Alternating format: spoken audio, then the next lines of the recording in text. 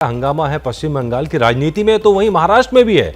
ये खबर महाराष्ट्र है, जहां अजीत पवार के एनसीपी छोड़ने की अटकलों से सियासत गरमाई हुई है। सूत्रों के हवाले से खबर है, मुंबई के कोलाबा इलाके में एक 5 सितारा होटल में कल अजीत पवार, प्रफुल्ल पटेल, दिलीप वलसे पाटिल, छगन भुजबल की मुलाकात हुई है।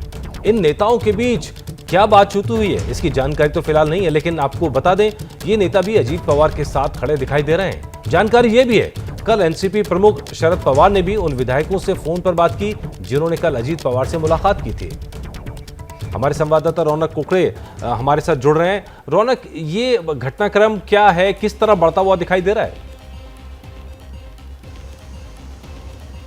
जी देखिए, मुख्य तौर पर कल अजीत पवार ने मीडिया में जिस तरह से खबरें चल रही थी उसका खंडन करते हुए साफ तौर पर कहा कि मैं एनसीपी में हूँ और एनसीपी में ही आखिरी दम तक रहूँगा। लेकिन मीडिया में इस तरह का बयान देने के बाद उनकी एक मुंबई के 5 सितारा होटल में, हमारे जो सूत्र है वो ये बता रहे, कंफर्म कर रहे हैं कि 5 सितारा होटल में प्रफुल्ल पटेल, दिलीप वलसे पाटिल, छगन भुजबल और अजीत पवार की करीबन 1.5 घंटे अलग से बैठक हुई है। ये वो नेता है जो अजीत पवार के बातों से सहमत दिखाई दे रहे। दरअसल रह रहकर इस तरह की खबरें सामने निकल कर आ रही है कि अजीत पवार ये चाहते हैं कि वे बीजेपी के साथ जो है पूरी एनसीपी पार्टी जो है वो साथ चली जाए, जिससे कि 2024 का जो लोकसभा और विधानसभा का चुनाव महाराष्ट्र में होना है उसमें कहीं ना कहीं पार्टी को फायदा हो सके। क्योंकि बीजेपी की महाराष्ट्र की अगर बात की जाए तो महाराष्ट्र में उनकी स्थिति अच्छी है। ऐसे में अगर बीजेपी के साथ जाते तो एनसीपी को फायदा होगा। लेकिन दूसरी तरफ जो पार्टी के अध्यक्ष शरद पवार वो राष्ट्रीय स्तर पर महाविकास आघाड़ी और राहुल गांधी और कांग्रेस पार्टी के साथ जो है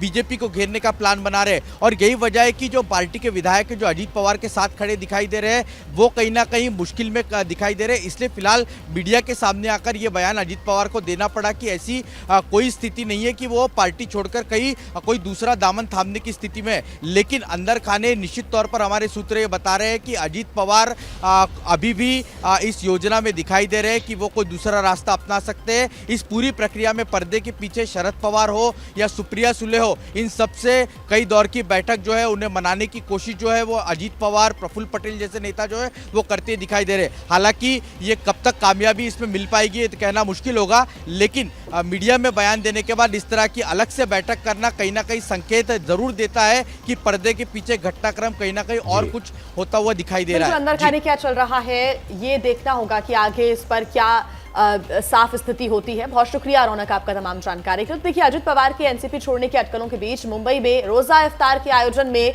वो और शरद पवार साथ दिखाई दिए। ऐसे में इस मुद्दे को लेकर कोई बात तो नहीं हुई है, लेकिन सभी की निगाहें दोनों की केमिस्ट्री पर जरूर टिकी रही। मुंबई में रमजान पर एनसीपी की इफ्तार पार्टी, और इस पार्टी में सबकी नजरें पार्टी के अंदरूनी सेहत पर। मंच पर मौजूद तो रहे अजीत पवार और शरद पवार दोनों ही, लेकिन दोनों के बीच नजरों का मेल ना के बराबर हुआ। शरद पवार भी मौके के मुताबिक बोलकर निकल गए। अजीत पवार का नाम तो नहीं लिया, लेकिन एकता के संदेश की बात जरूर की।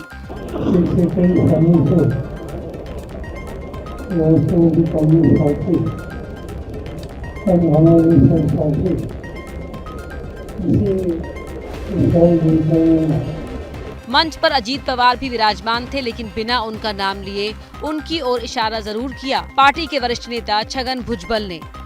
दिवाली हो, रमजान को हिंदू, मुसलमान, सिख, ईसाई सारे लोग जो है एक जगह आते हैं।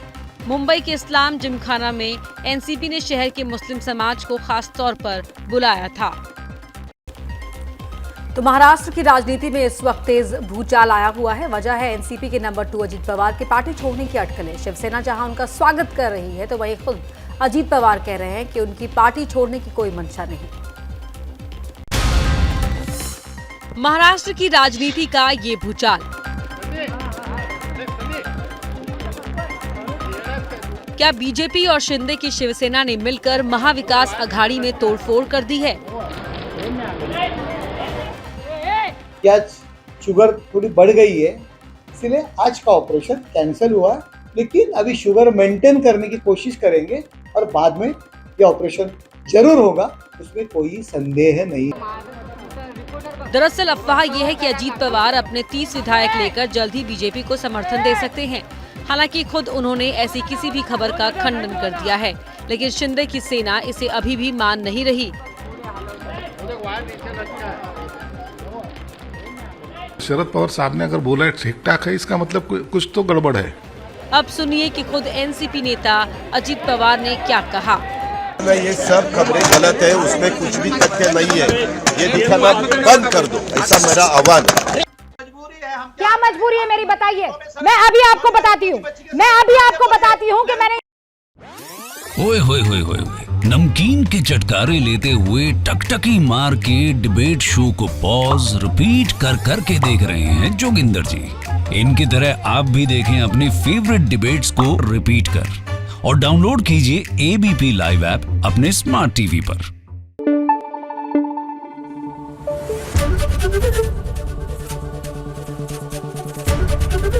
एबीपी न्यूज आपको रखे आगे।